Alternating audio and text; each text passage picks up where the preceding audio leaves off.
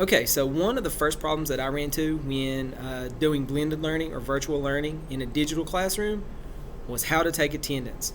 It's really important to know who's in my class, but it's really hard to figure out who's there all the time because we have so many different situations that arise. You have some kids in the classroom, some kids at home on Zoom. So it's really hard for us to keep track, or at least keep track in a timely manner. So I thought I would show you guys how to keep attendance or keep track of attendance in a couple of different ways that can also be used as exit tickets as well. So I'm going to show you a couple ways to keep attendance and a surefire way to do an exit ticket, because you want to know who's there at the beginning of class and possibly who's there at the end of class in case some of your kids skip out on you. So this is just a way to manage that, or a couple of ways to manage that. So just follow along with me and I'll kind of show you what I do just to keep track of attendance. So the first thing you want to do, and this is kind of off of Google Classroom, it incorporates Google Classroom, but it's not only Google Classroom. But you're going to use a Google form, and then you're going to send that over to Google Classroom. So the first thing you do, just to get to a new form, is what I do is I'll type forms.new, and that just opens up a new form. And then from there you can generate your form. So what you want to do is just create a form. So we're going to title our form. You can title it attendance if you want to. You can put the date if you want to. I will show you later why you might want to put the date. Right now we'll just put attendance. Okay, and when you click down, it fills in all of the text boxes with your title. All right, so you have question 1.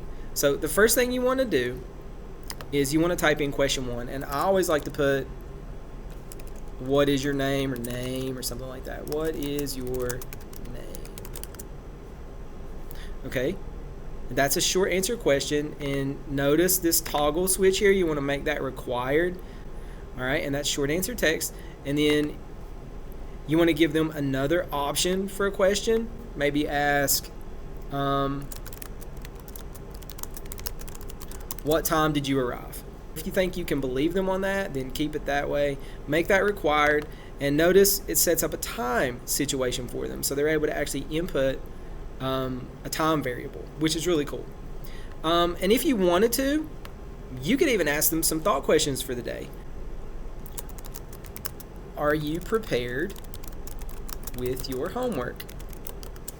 And they can answer that question, or you can substitute some other question.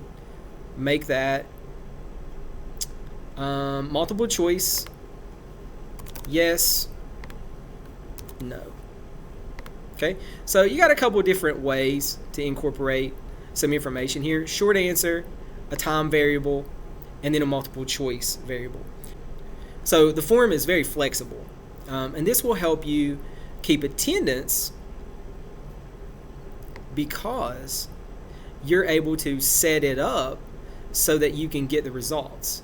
Now what we're going to do is we're going to go to settings. After you set up your form, you go to settings by clicking the gear, and you do want to collect email addresses because this is sort of a fail-safe in case you forget to put the name category. You'll at least have a record of the email addresses that attempted to send this form to you, and if they're email addresses that are secure email addresses provided by your school, then you'll obviously have access to the owner of the email address. You want to restrict it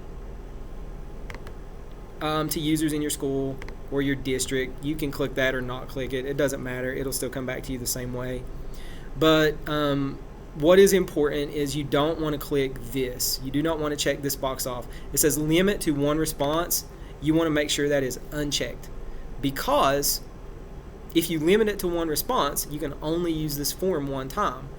But essentially, you want to set this form up so it is less time for you to manage your class so that you can use this form over and over again, which is what I like to do. Once you're finished with that, you can go up to presentation. If you want to give them a message or something like that to show if they have completed the form, you can say thank you for submitting to let them know that it came to me and I don't have any worries about that. Okay, and then when you have your form set up and you configure all of your settings, you want to click send, and up here in sort of this little toolbar, what you want to do is click the link button, and that's going to generate a link for you. You just copy that and you're going to share that. You would go over into your Google Classroom. You would post this either on the stream or as an assignment or however you want to do it. And you want to use the drop down menu, obviously.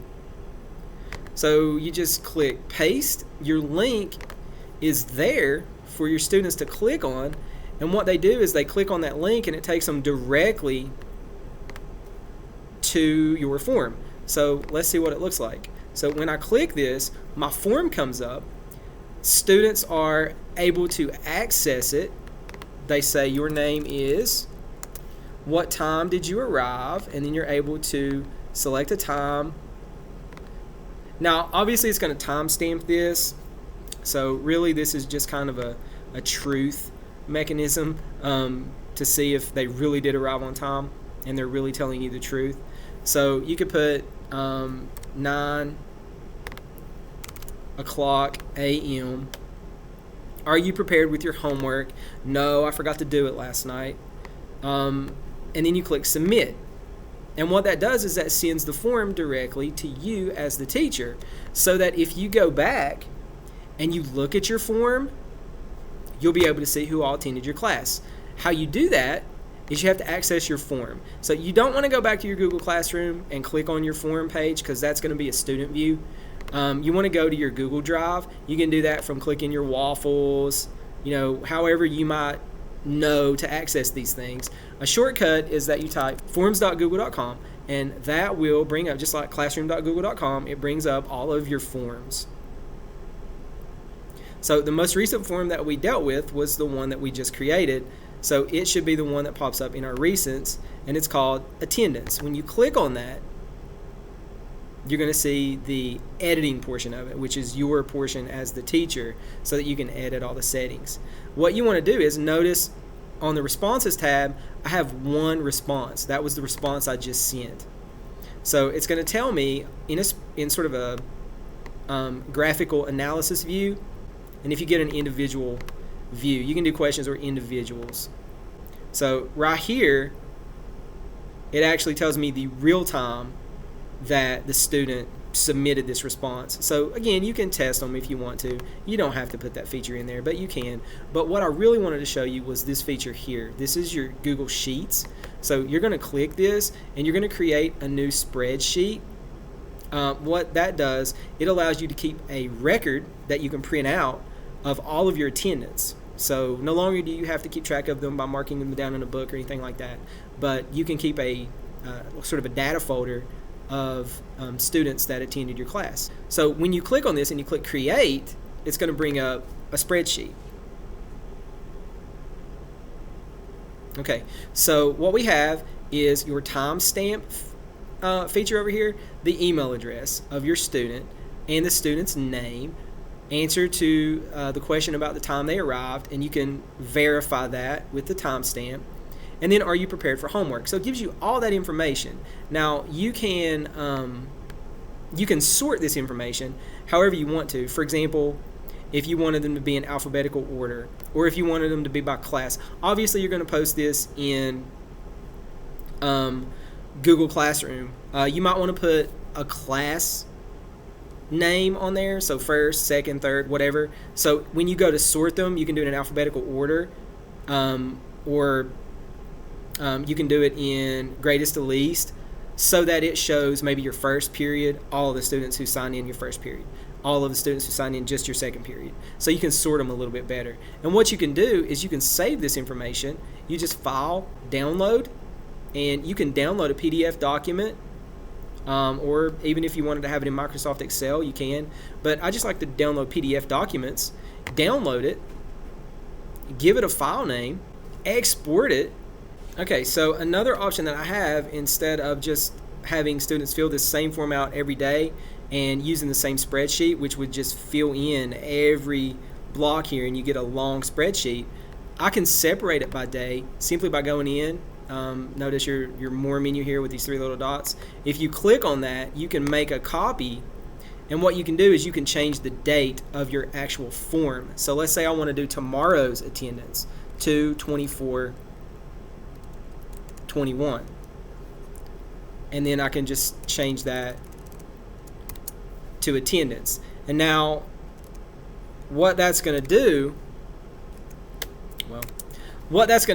is when I save that, then tomorrow, notice it says 2/24/21.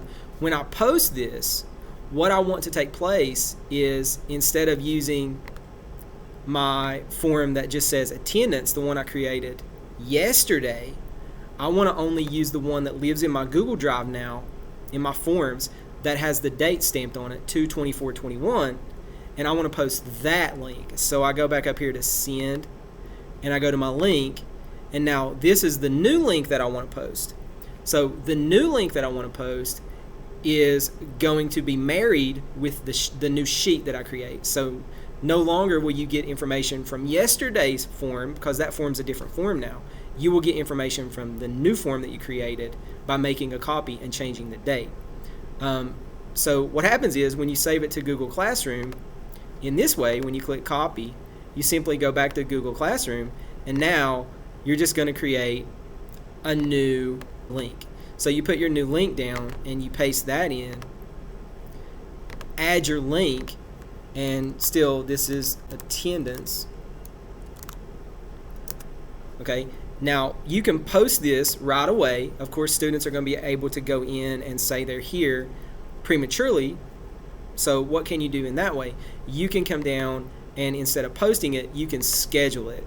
And you want to schedule it right before your next class. So February 24th, my first class starts at 7:25. So my first class ends at about 8:15. So by 8:15, I want everybody to be signed in. So my students will have to finish this form by 8 o'clock in order to get credit. They can still turn it in, but it'll be time stamped. So then I just schedule. Now this will not unlock until tomorrow. Okay, so that's one way of keeping attendance through Google Forms. The other way is simply assigning some classwork on Google Classroom, but this is also going to be useful as an exit ticket. So you can either use this as your attendance, or you can use it as an exit ticket, or you can use it as both. It's just going to live in Google Classroom. You don't get the spreadsheet. So you go to Classwork. You're going to assign classwork by pressing create, and I just like to do a question. Of course, if you wanted to make attendance affect their grade, you obviously could create an assignment, and if they don't turn it in by a certain time, you can have those points deducted. But I just like to do a quick question. So how are you feeling today? And then you just do some short answer. You can do multiple choice. So we're going to do multiple choice.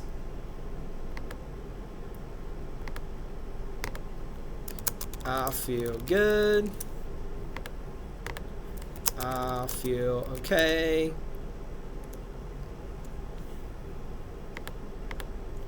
I feel awful. Whatever you want to put in there. You can add a picture if you want to, or something like that. Alright. You can make this ungraded. You can add it to topics if you wanted to create a topic and just put attendance, or you can put exit ticket if you just want to keep this in your exit ticket category. I'm just going to show you the attendance for right now. So this is a multiple choice question. It says, how are you feeling today? And you just click ask the question, and then it lives over on Google Classroom. Obviously you can schedule that for a certain time, so when they go to their stream, it's going to show up. And same thing with an exit ticket. You can go to Classwork, create question. What did you learn from today's topic? Short answer, and then they're able to respond.